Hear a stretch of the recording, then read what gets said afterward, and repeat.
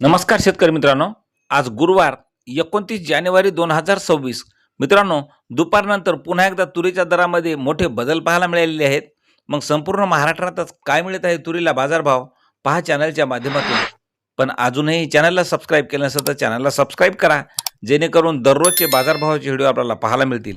मित्रांनो, पहिली बाजार समिती आहे परतूर.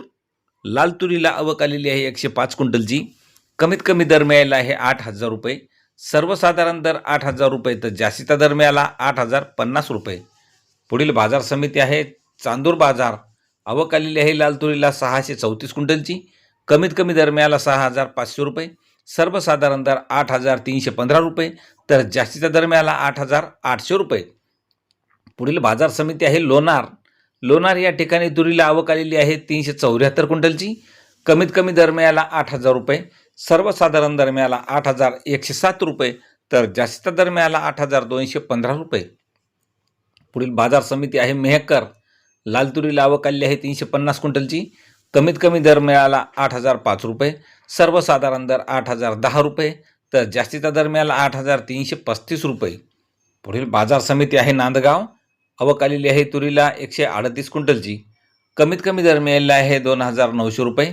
सर्वसाधारण दर 7,950 रुपये तर जास्तीचा दर मिळाला 7,999 रुपये. पुढील बाजार समिती आहे दौंड कडेगाव. आवक आलेली आहे 111 क्विंटलची. कमीत कमी दर मिळाला 7,000 रुपये. सर्वसाधारण दर मिळाला 7,200 रुपये तर जास्तीचा दर मिळाला 7,545 रुपये. पुढील बाजार समिती आहे मंगळवेढा.